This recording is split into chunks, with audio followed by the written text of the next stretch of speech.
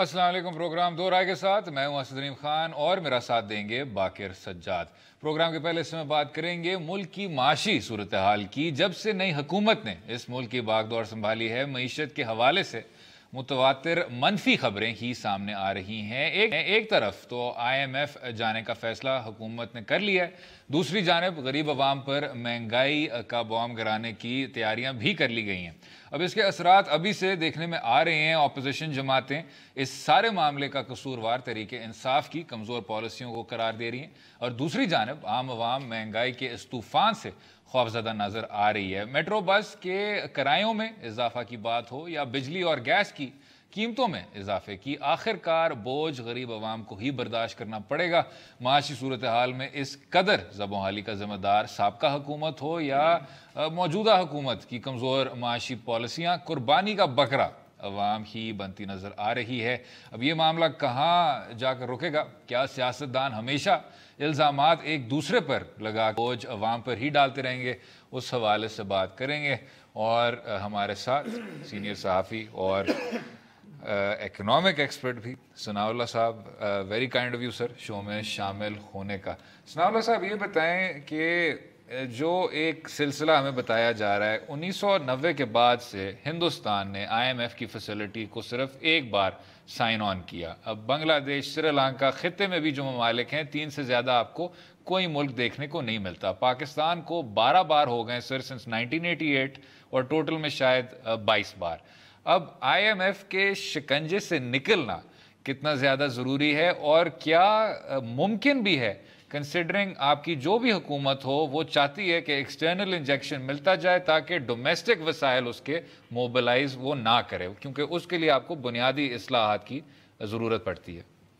असद, एक तो मैं बताऊं, ये जो इस वक्त सिचुएशन है ना, 2013 में जो इलेक्शन हुए थे और नई हुकूमत आई थी उस वक्त नून लीग की, सेम यही पोजीशन थी, बल्कि बाद सेक्टर में इससे भी ख़राब थी। अच्छा, सेम उन्होंने वही किया जो अब ये करने जा रहे हैं। सेम उन्होंने IMF का प्रोग्राम लिया, उन्होंने सर्कुलर डेट वे ऑफ किया, उन्होंने टैक्सेस बढ़ा दिए, बिजली के रेट बढ़ाए, गैस के रेट बढ़ाए।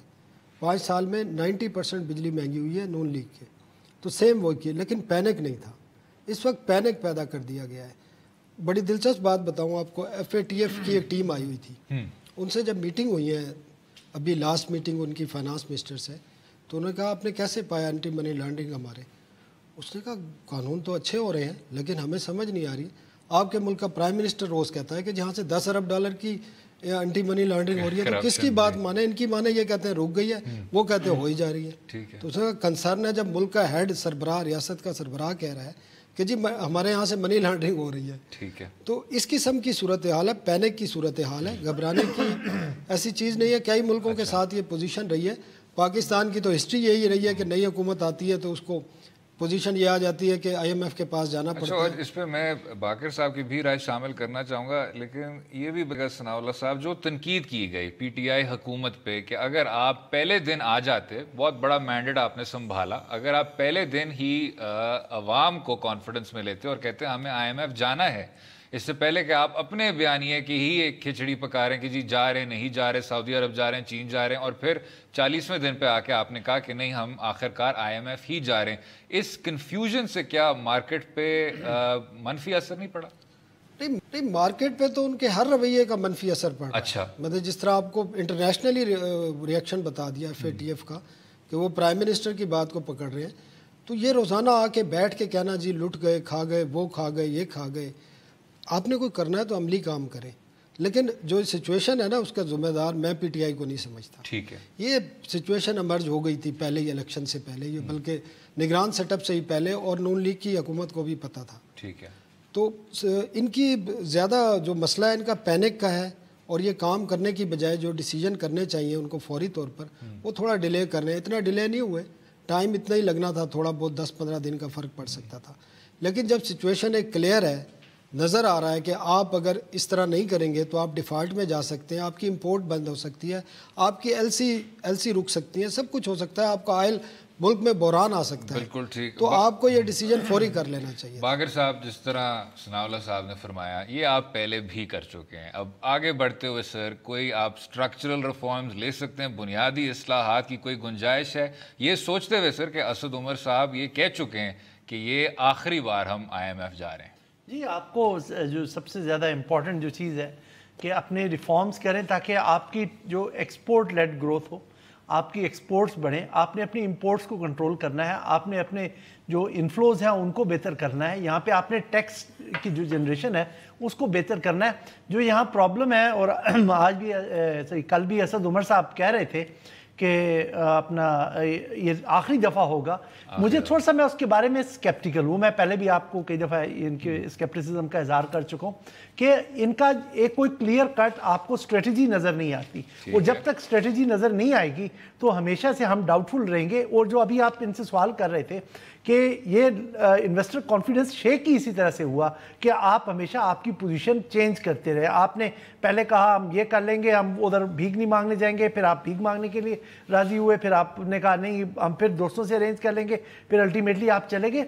तो लोग ये समझ रहे थे कि शायद ये एक बहुत बड़ा क्राइसिस एमर्ज होने लगा है, और वहाँ पे स्टॉक मार्केट आपकी ड्रॉप कर गई। फिर आपने जाके उसी तरह, चूँकि आप IMF के पास जा रहे थे, आपने डॉलर की प्राइस जो है वो अप्रिशिएट करा दी, रुपये को डिवैल्यू करा दिया, तो आपने अपना जो कैपिटल था स्टॉक मार्केट में वो भी लूज़ किया, आपने अपने ऊपर लोन्स का वो भी बढ़वा दिया। तो ये जो आपकी डिथरिंग है, जो आप बार बार आप पोजीशन चेंज करते हैं, जब तक आपका ये सिलसिला रहेगा तो इकोनॉमी मुझे दुरुस्त होती हुई नज़र नहीं आ रही। इसी पे अगर हम आ जाएं, आम आवाम पे जो पड़ रहा है, बेसिक कमोडिटी प्राइसेस, गैस, बिजली, और अब जो बात की जा रही है कि जी मेट्रो बस की भी हम सब्सिडी 4 शहरों के लिए ख़त्म कर रहे हैं क्योंकि ये अनसस्टेनेबल है।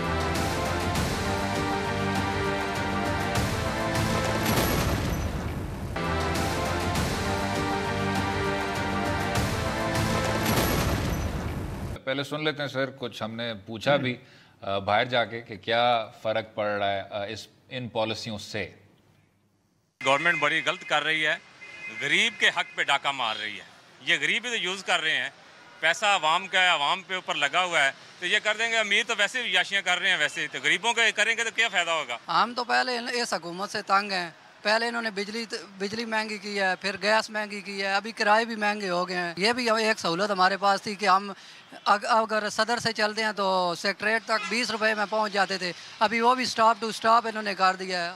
तो ये इन पे अच्छी तवक्कात नहीं हमें। गरीब आदमी यूज़ कर सकता है, तो अगर किराया ज़्यादा करेंगे तो गरीब आदमी के लिए मुश्किलात करना पड़ेगा, क्योंकि दूसरी टैक्सी वगैरह जो यूज़ करती हैं टाइम भी ज़्यादा लगता है और किराया भी ज़्यादा उनका। इमरान खान साहब को भी आखिर आवाम पे इतना बोझ तो नहीं डालना चाहिए। ये सब गरीब आवाम पे बड़े बड़े मगरमच्छ से निकाले ना, जो उन्होंने नारा लगाया था कि मैं चोरों को पकड़ूंगा। अगर आवाम मसनद इक़्तिदार तक पहुंचा सकते हैं तो ये गिरबान से पकड़ कर ऐवान इक़्तिदार से बाहर भी फेंक सकते हैं। देखिए, अगर गवर्नमेंट सब्सिडी ख़त्म करेगी तो इससे किराया बढ़ेगा, जो हमारे गरीब आवाम के लिए बहुत मुश्किल होगा। और आपको पता है ये जुड़वा शहर है और यहाँ पे ज़्यादातर स्टूडेंट्स हैं जो मेट्रो को यूज़ करते हैं। अवाम के दिलों में कैसे राज करना है और अवाम के लिए बेनिफिशियल कैसे बनाने हैं, इन चीज़ों के लिए ताकि वो 2 टाइम का कम से कम खाना तो खा सके ना। अब इन्होंने टैक्सेस बढ़ाए हैं, बढ़ाए हम सब के लिए हैं, हमसे निकालेंगे, लेकिन जाएंगे किधर, सवाल ये है। नहीं, पुरानी गवर्नमेंट जिम्मेदार है, क्योंकि गवर्नमेंट के जो खजाने थे वो खाली थे, जिसकी वजह से इस गवर्नमेंट को भुगतना पड़ रहा है। नहीं, नई हुकूमत जिम्मेवार है, पुरानी वाली क्यों? पुरानी वाली तो बिल ठीक आ रहे थे, महंगाई भी नहीं थी, और अभी इस हुकूमत में महंगाई भी है और बिल भी ज़्यादा आ रहे हैं। इमरान खान साहब, ये कौन सा नया पाकिस्तान बनाया आपने? ख्वाब तो हमें दिखा दिए हैं नया पाकिस्तान बनने के, तो इसमें तो कोई ऐसी चेंजिंग नहीं है। आप टैक्स पे टैक्स बढ़ा रहे हैं। चार्ज लिया है, इनको थोड़ा टाइम देना चाहिए, तो इंशाल्लाह हालात अच्छे हो जाएंगे। इम्कानात यही है, अल्लाह करेगा हालात अच्छे होंगे। जब आपकी करप्शन खत्म होगी तो हालात सही होंगे मुल्क के। जो अरबों की करप्शन हो रही है, जो कह रहे हैं जो बैंकों में जो पैसा पड़ा हुआ लोगों का, वो कहाँ जा रहा है? जो पकड़ रहे हैं वो कहाँ जाता है पैसा? अब वही इस्तेमाल करें। जनाब, ये बेसिक सब्सिडी है। दूसरी तरफ ये कहा जा रहा है कि जी ये अनसस्टेनेबल है, हम कितनी देर तक ये कर पाएंगे। पहले से ही मेट्रो के मंसूबे पे इतना ज़्यादा खर्चा हुआ, अब हम इसको कितनी देर तक आर्टिफिशियली पैग रखेंगे?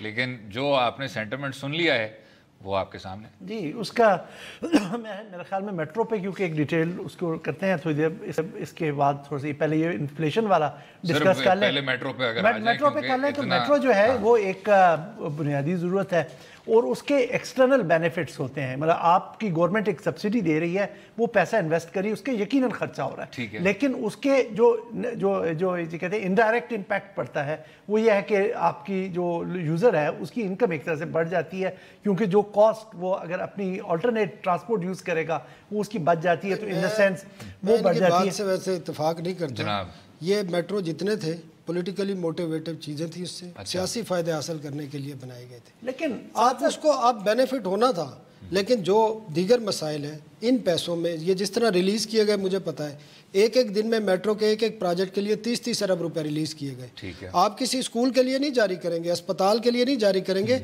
6-6 महीने एक एक साल तक वो समरियाँ रुकी रहती हैं। लेकिन मेट्रो के लिए सर वो चीज़ नज़र आती है, एक स्ट्रक्चर नजर आता है, उससे ये समझा जाता है कि इससे वोट ज्यादा मिलेंगे, उसको बेचा जाता है। आपने खुद देखा ये सर पूरी तौर पे इत्तेफाक करते हैं, ये एक बिग टिकट मंसूबे के तौर पे सामने रखा गया और उसी वजह से फिर लोग वोट देते हैं। और ये 2013 में नवाज लीग के नजरिए का भी एक बहुत अहम हिस्सा था। लेकिन वो 1993 की मोटरवे को देखिए, अग्रीड। आज तक लोग कहते हैं जी मोटरवे उन्हें बढ़ाया। जनाब उस पे इत्तेफाक करते हुए सनाउल्लाह साहब, अब वो मंसूबा मुकम्मल हो गया।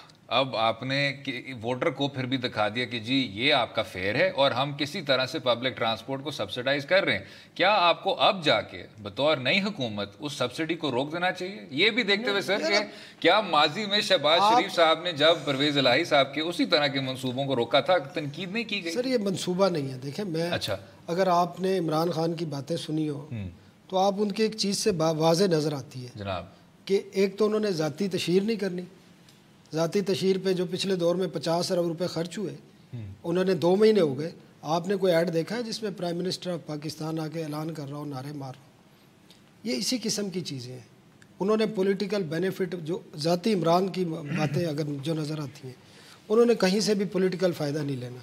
जहाँ उन्होंने फ़ायदा होना है, उन्होंने भैंस भी बेच देनी है, गाड़ी भी बेच देनी है। 500 मुलाजिम थे PM हाउस के, वो भी सरप्लस पूल में भेज दिए।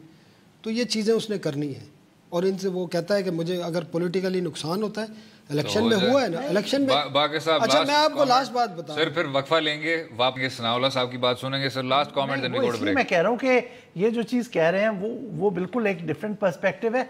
ये ट्रांसपोर्ट प्रोवाइड करना गवर्नमेंट की एक बुनियादी ज़रूरत है। हर कोई इनकी तरह प्रिविलेज नहीं है कि गाड़ी पे ऑफिस आएगा और जाएगा। ये गरीब आदमी को भी प्रोवाइड करनी है, आपकी एनवायरनमेंट के लिए भी ज़रूरी है, आपको सोसाइटी को सोशली इंक्लूसिव बनाने के लिए भी ज़रूरी है कि एक अच्छी और रीजनेबल ट्रांसपोर्ट प्रोवाइड हो हर शहरी को। और लेकिन यहाँ पर जो मसला आ रहा है वो सब्सिडीज़ का गलत इस्तेमाल है कि जब आपकी सब्सिडीज़ प्रोवाइड होती है तो जो ऑपरेटिंग कंपनी है वो अपनी इनएफिशिएंसीज को सब्सिडी से कवर करती है, एक्स्ट्रा एम्प्लॉयमेंट करती है, ज़्यादा बसें रन करती है, फुल स्ट्रेंथ पे नहीं रन करती। इन चीज़ों को चेक करने की ज़रूरत है।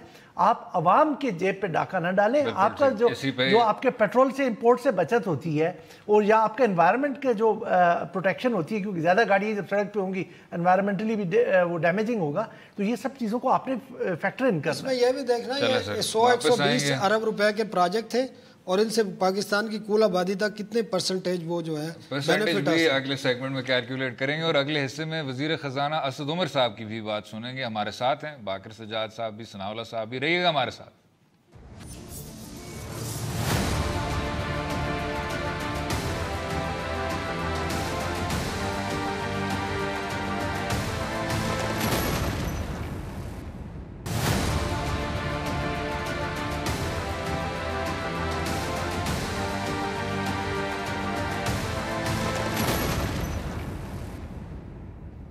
वेलकम बैक टू दो राय। बात हो रही थी पाकिस्तान के माशी सूरत हाल की और साथ में जो नई हुकूमत को दरपेश बहरान अब किसी तरह से काबू में नहीं हो पा रहे। सनाउल्लाह साहब, इससे पहले कि हम IMF पे जाएं, अगर एक लम्हे के लिए कीमतों पे आ जाएं, इन्फ्लेशन पे आ जाएं। एक तो जनाब बहुत देर से हमें ये बताया जा रहा है कि इसाक डार साहब की जो पॉलिसी थी, और ये PTI बार बार इसको दोहरा रही है कि आपने उसको रुपये को आर्टिफिशियली अप्रिशिएट किया हुआ था, वो आपको नहीं करना चाहिए था। और निगरान हुकूमत के दिनों में ही हमें पता चल गया था कि उसका क्या कुछ नुकसान था, आपको डिप्रिशिएट करना पड़ गया था। वो जो लेगेसी है वो कितनी ज़्यादा अहम है और ये जो हुकूमत है वो कितनी ज़्यादा जिम्मेदार है बेसिक प्राइसेस के इजाफे में, कंसिडरिंग सर अभी जो बाय इलेक्शन भी हुआ है, जो PTI के उम्मीदवार हैं वो कह रहे हैं कि जी हम इसलिए नाकाम हुए क्योंकि एक खामोश वोटर निकला और उसने महंगाई के खिलाफ वोट दिया था।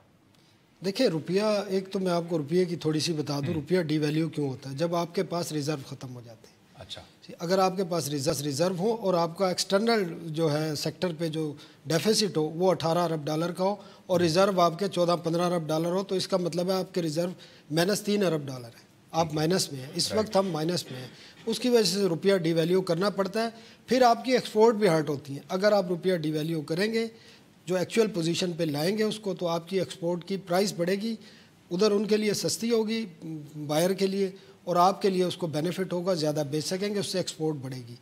तो उसका डिवैल्यू का इतना, ये वो वाकई बात ठीक थी, उसको रोका गया था, ठीक है, लेकिन उसको रिजर्व के ज़रिए रोका गया था और कोई तरीका नहीं होना था।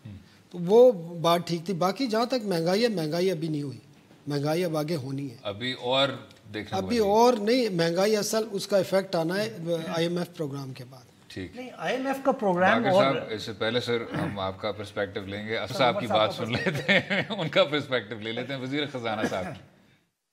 आप तेजी से बैंकरप्सी की तरफ जा रहे हो, मुझे 21 करोड़ पाकिस्तानियों को बचाना है। जैसे मैं हमेशा कहता हूं कि बुखार हो जाता है तो बच्चे को टीका लगाते हैं, टीका लगाने से तकलीफ तो होती है, इसमें कोई शक नहीं, लेकिन उम्मीद ये होती है कि बुखार उतर जाएगा। तो बुखार उतरना शुरू हो चुका है। मेरी अपनी असेसमेंट है, हो सकता है मैं गलत हूं, असेसमेंट है, एक जजमेंट है, मेरे ख्याल में ईयर 3 आपका ब्रेक इवन पॉइंट होगा इंशाल्लाह ताला, ये आखिरी IMF प्रोग्राम है। सर ये असल में मार्गरेट थैचर का कहना था कि yes the medicine is harsh but the patient requires it. मरीज है और उस वजह से ही जो दवा है वो कुछ आपको कड़वी लगेगी। अब ये इस बात में कितना ज्यादा वजन है? आपने जैसा कहा ना कि मुतवातर जब से ही आए हैं, मुतवातर बुरी खबरें आ रही हैं इकोनॉमिक फ्रंट पे, और इन्होंने कहा कि ये हुकूमत जिम्मेदार नहीं, और हम पहले भी यही हमारी पोजीशन इस प्रोग्राम में रही है कि ये हुकूमत जिम्मेदार नहीं है, असल में इन्होंने हैंडल बुरी तरह से की है। लेकिन जो इकोनॉमिक कंडीशन है और ये जो आपका इन्फ्लेशन जो बढ़ रहा है, अब इन्फ्लेशन जो है इस दफ़ा वाला कंज्यूमर प्राइस इंडेक्स का इन्फ्लेशन 5.1% था, जो पिछले साल 3.9% था। आप अंदाज़ा करें कितनी कीमतें बढ़ चुकी हैं। तो ये चीज़ें आ रही हैं क्योंकि आपकी गैस प्राइसेस वो तो आपकी बढ़ चुकी हैं, आपकी इलेक्ट्रिसिटी का प्राइसेस उन्होंने पेंड किया है, नहीं नेक्स्ट वही कह रहा ना, अभी तो पेंड किया है ना, तो उसका भी इम्पैक्ट आना है, पेट्रोल की प्राइसेस का भी आना है, आपकी डिवेल्यूएशन जो उन्होंने किया रुपये की उसका आना है, आपकी जो इंपोर्ट ड्यूटीज़ लगी हैं, एक्साइज ड्यूटीज़ बढ़ाई हैं उन्होंने, सबका इम्पैक्ट आना है, उस वजह से इन्फ्लेशन बढ़ रही है। आपको वैसे ये भी चीज़ों को लेते हुए, क्योंकि हम इस तरह से कॉन्शियस नहीं होते कि अगर एक चीज़ आज हम 1 रुपये खरीद रहे हैं कल 1.5 रुपये की मिलेगी तो महसूस नहीं होता, लेकिन जो एक ब्यूरो ऑफ स्टैटिस्टिक्स के फिगर्स हैं 40% जो लॉन्ग रूट की ट्रांसपोर्ट है वो महंगी हो चुकी है, क्योंकि डीजल की प्राइस भी तकरीबन 38.5% महंगी हुई है, पेट्रोल जो है 35.कुछ%। इसका निचोड़ क्या हुआ? इसका निचोड़ यह है कि महंगाई आ रही है और इसका बराह रास्त राब्ता है उस बुरी माशी सूरत हाल के साथ, और उसके लिए जो अब ये उमर साहब कह रहे हैं कि हम 3 साल के लिए आपको एक नवीद सुना रहे हैं कि ये टीका आपको 3 साल बर्दाश्त करना पड़ेगा, इसका पेन 3 साल तक जारी रहेगा। लेकिन मेरे पास क्या गारंटी है कि 3 साल बाद ये मर्ज खत्म हो जाएगा, जब आपके कदम में वो कॉन्फिडेंस नहीं है, आपने वो उस तरह की श्योरिटी नहीं है। अभी दे दी ना, अभी उन्होंने कहा नहीं, मैं उनकी किस बात की गारंटी उन्होंने दी है कि जी ये आखिरी दफा IMF प्रोग्राम ले रहे हैं, और इस वजह से उसने किया कि PTI शायद 50 साल कशकोल कितनी दफा टूटा था आपके सामने और हमारे सामने। पिछली हुकूमत ने भी कहा कि हमने जी आपको IMF से आज आज़ाद कर दिया है। अब सब जानते हैं जनाब IMF का काम ही यही है कि आपको लोन दे और कहे कि जी ये कुछ शर्त व ज़वाबित हैं जिनके मुताबिक आपकी मईशत को चलना चाहिए। हमारे हुक्मरान इस चीज़ को प्रेफर करते हैं कि उनको IMF की इंजेक्शन मिल जाए, इससे पहले कि उनको खुद डोमेस्टिक एक्सपोर्ट्स बढ़ाने हों, खुद उनको रेवेन्यू बेस बढ़ाना हो। ये चीज़ें आपसे नहीं हो पा रही, वो कब हो पाएगा जनाब? आप अपने पाँव पे कब खड़े हो पाएंगे? एक तो मैं वो जो पैनिक वाली बात थी ना, उसमें जो एक वाकया याद आ गया। अच्छा। वाकया क्या हकीकत है, लास्ट गवर्नमेंट, एक तो जो ब्यूरोक्रेट बैठे हैं जो एनर्जी को डील कर रहे हैं, फाइनेंस को डील कर रहे हैं, रेवेन्यू को डील कर रहे हैं, वो 15 साल से वही हैं, सेम बैठे हुए हैं। अब इंटरेस्टिंग बात बताऊं, प्राइम मिनिस्टर को, इस इमरान खान को जितनी भी ब्रीफिंग दी गई है पावर सेक्टर की, उन्हीं लोगों ने दी है जिन्होंने नवाज शरीफ को दी थी, जिन्होंने गलानी को दी थी, और आप यकीन करें मैंने खुद वो कई ब्रीफिंग देती हैं, सेम वही हैं जो नवाज शरीफ को दी गई थी। सेम पावर सेक्टर वालों ने इनको बताया कि जी ये सर्कुलर डेट है, बिजली की कीमत कम है, चोरी होती है, सेम यही बात उनको बताई थी, और कहा कि ये पे कर दें, हम ठीक कर देंगे, रेट बढ़ा दें, सेम इनको। लेकिन सर वो तो रियासत का ढांचा है, उसको क्या उसको भी तब्दील करना चाहिए? नहीं, लोगों को दुनिया में ये होता है कि जो टेक्निकल मिनिस्ट्रीज होती हैं उनके हेड एक्सपर्ट होते हैं, ठीक है, वहाँ एक BA पास ग्रेजुएट, ये DMG और PAS के वही अफसरान नहीं होते। नहीं, वो इधर जो माहिरीन है वो इन लोगों के अंडर बैठते हैं और ये यकीन करें उनकी तजलील करते हैं। क्योंकि थोड़ा सा मैं डिफर इसलिए करूंगा कि स्ट्रक्चरल प्रॉब्लम्स वही हैं, वही ब्रीफिंग्स रहेंगी चाहे कोई और भी आ जाए, क्योंकि जाहिर बात है उन्होंने भी इनपुट एक्सपर्ट से लेके ही आगे दे रहे होंगे। जो बुनियादी मसाइल हैं वो वहीं पे कंटिन्यू करेंगे। आए थे कि हम नया पाकिस्तान लेके आए हैं, मैं इसलिए कह रहा हूं। नहीं, जो स्ट्रक्चरल प्रॉब्लम्स जो आप बात कर रहे थे कि ठीक हो पाएंगे या नहीं हो पाएंगे, वो इसलिए नहीं हो रहे क्योंकि उसकी पॉलिटिकल कॉस्ट बहुत ज़्यादा होती है। अभी तक कोई ऐसी पॉलिटिकल गवर्नमेंट सामने नहीं आई जो वो पॉलिटिकल कॉस्ट बर्दाश्त करने को तैयार हो। ये इसलिए आधा वो करते हैं, हाफ हार्टेडली उनको इम्प्लीमेंट करते हैं, किसी तरह उस प्रोग्राम को आगे लेके चलते हैं और बीच में ख़त्म करके जब उनको पैसे रिसीव हो जाते हैं और आराम से बैठ जाते हैं कि जी हम आपको ये टैक्स रिबेट दे रहे हैं, वो दे रहे हैं, ताकि अपने आप को अगले इलेक्शन के लिए पोटेंशियली अट्रैक्टिव रखें। वैसे तो सनाउल्लाह साहब उन्होंने टास्क फोर्स तो बनाई है सिविल सर्विस रिफॉर्म के लिए, तो शायद वही जो माहिरीन हैं उनको तरजीह दें। और मेरी बात बड़ी हैरानगी की बात है, सिविल सर्विस रिफॉर्म्स जिनको सरबराह बनाया गया है वो खुद DMG अफसर रिटायर हैं और वो ये रिफॉर्म 50 कर चुके हैं। मुशर्रफ से पहले से आके हर रिफॉर्म्स कमीशन के वो हेड होते हैं, मुझे कोई उम्मीद नहीं है उनसे। फिर भी जनाब मैं बल्कि यही कहने वाला था, तो सनाउल्लाह साहब मुझसे पहले कह गए कि जी उम्मीद करनी चाहिए कि शायद कोई रिफॉर्म्स हो सकें। सनाउल्लाह साहब ने कहा कि जी वो पर उम्मीद इख्तिलाफ से नहीं है, इख्तिलाफ से इत्तेफाक तक एग्जैक्टली उम्मीद नहीं है। सर वक्फे पे जाएंगे। सनाउल्लाह साहब बहुत बहुत शुक्रिया जनाब शो में शामिल होने का, अपना कीमती वक्त देने का, और वापस आएंगे तो बात करेंगे हुकूमत की जानिब से मीडिया रेगुलेटरी अथॉरिटी की एक अम्ब्रेला तंजीम आएगी जिस पे लोग कह रहे हैं कि आज़ादी इजहार पे पाबंदियां लगेंगी। रहिएगा हमारे साथ।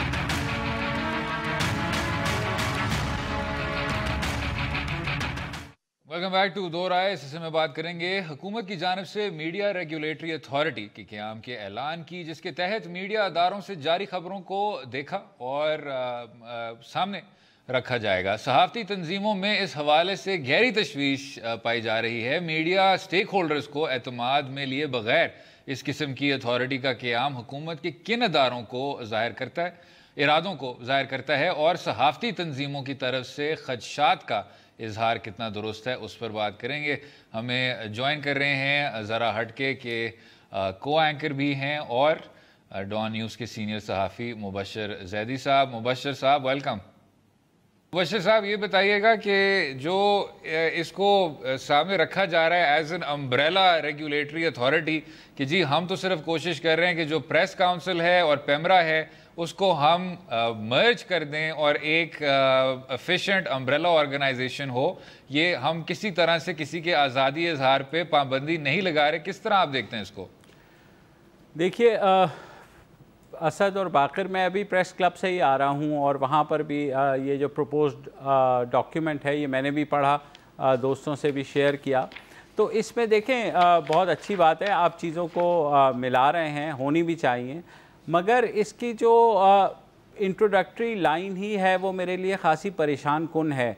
उसके मुताबिक हम अथॉरिटी तो ये है, मगर जो डायरेक्टिव फेडरल गवर्नमेंट जारी करेगी वक्तन फ़वक्तन ये उस पर अमल करेंगे मीडिया के हवाले से, और अगर कोई कॉन्ट्रडिक्शन भी आता है तो उसमें फेडरल गवर्नमेंट का डायरेक्टिव जो है वो फाइनल तसव्वुर किया जाएगा। नाउ दिस इज़ समथिंग कि we should as journalist we should be fearful कि भाई आप अगर ज़्यादा जर्नलिस्ट का जो है मसला वो हुकूमत के साथ ही होता है, तो अगर आर्बिट्रेटर भी हुकूमत ही बन रही है इन दिस केस, और अगर कोई चीज़ ऐसी आएगी और हुकूमत की एक डायरेक्टिव से वो पॉलिसी PMRA जो है ये पेमरा विदाउट ई, तो वो जो है तब्दील हो जाएगी, तो क्या फ़ायदा है ऐसे इदारे का, ये क्या करेगा? मैं इसके जो 11 सफ़े हैं उनसे उन्हें मैंने पढ़ा है और मेरा ये ख्याल है कि बिल्कुल इसमें जो है अभी बहुत सतही है। जैसे आपने कहा कि जो स्टेक होल्डर्स हैं यानी सहाफ़ी, उनसे किसी ने इस बारे में बात ही नहीं की है और लॉ मिनिस्ट्री से वेट भी हो गया है प्रोपोज ड्राफ्ट सो कॉल्ड जो भी है। अब जब ये PFUJ या सहाफ़ती तंजीमों के सामने आएगा तो फिर जो है हमें देखना होगा कि इसमें क्या चेंजेस की जा सकती हैं, क्योंकि जहाँ तक प्रिंट मीडिया के हवाले से अगर बात कर लें तो ये कह रहे हैं कि जनाब जो वेज अवार्ड है और जो ITNE ट्राइब्यूनल्स बनते हैं उनको एबॉलिश कर देंगे।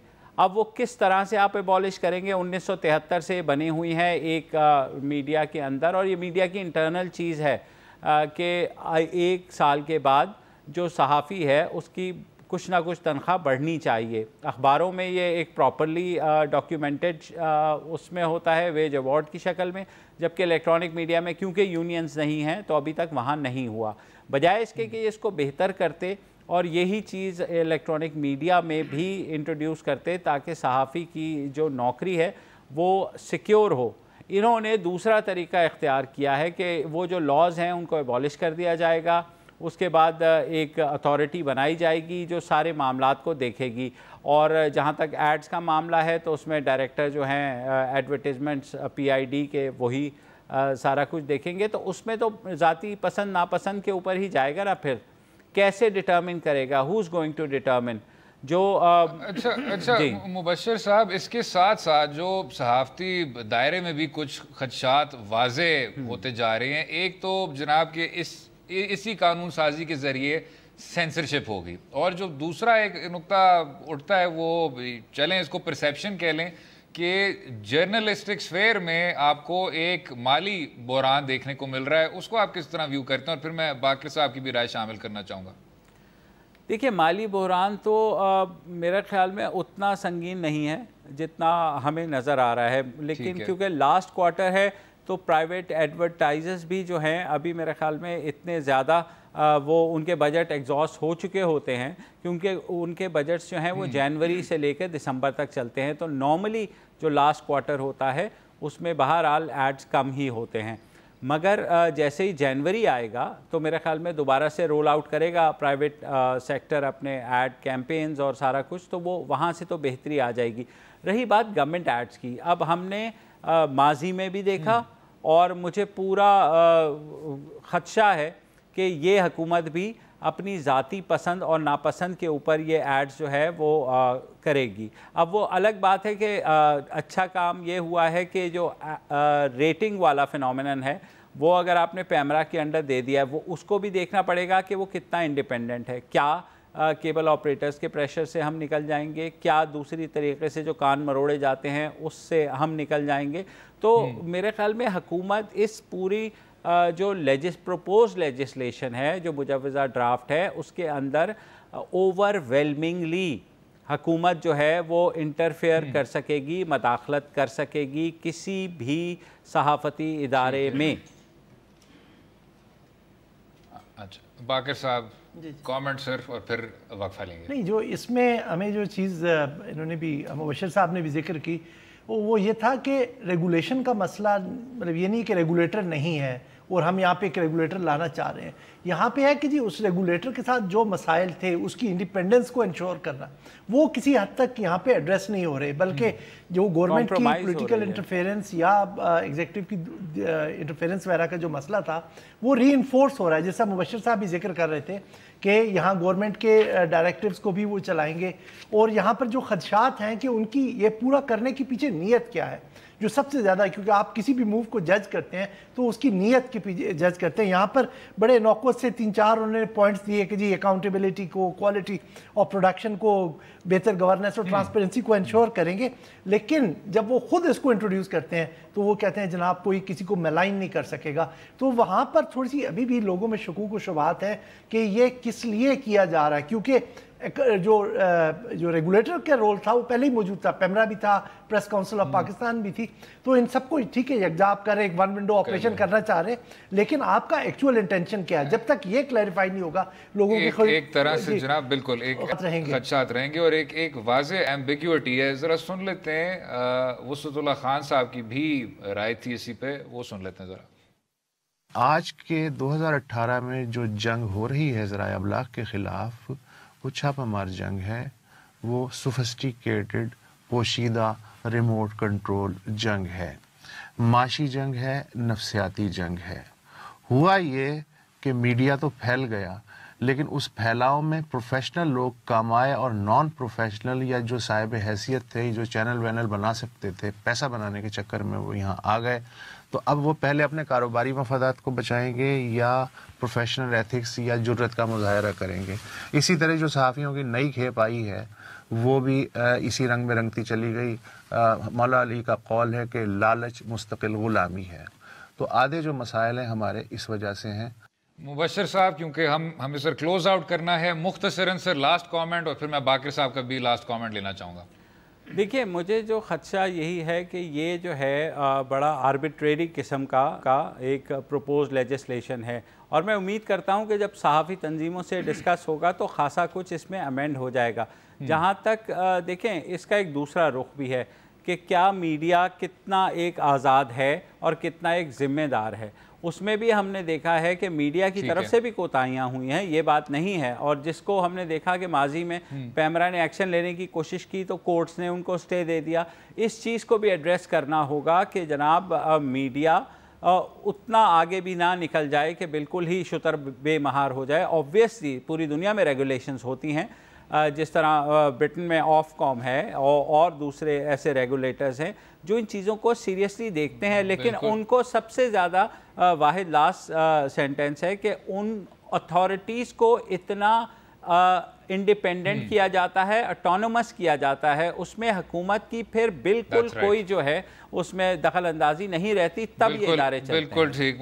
मुबशर ज़ैदी साहब, बहुत बहुत शुक्रिया जनाब शो में शामिल होने के लिए। आप खुद मुख्तारी और आज़ादी सर इत्तेफाक करते हैं? ये इत्तेफाक करता हूँ, लेकिन ये जो मूव करने जा रहे हैं ये हुकूमत की मिसप्लेस प्रायोरिटीज की तरफ इशारा करती है और हम सिर्फ ये उम्मीद कर सकते हैं कि इसको मीडिया को पुलिस करने और डिसेंट को खामोश करने के लिए इस्तेमाल नहीं किया, इस्तेमाल ना करें। उम्मीद है आपको आज का प्रोग्राम पसंद आया होगा। मुझे और बाकिर सज्जाद को अपनी राय से भी आगाह करें ट्विटर और फेसबुक के लिंक्स के जरिए, और इजाज़त दें अगले हफ्ते तक। खुदा हाफिज़।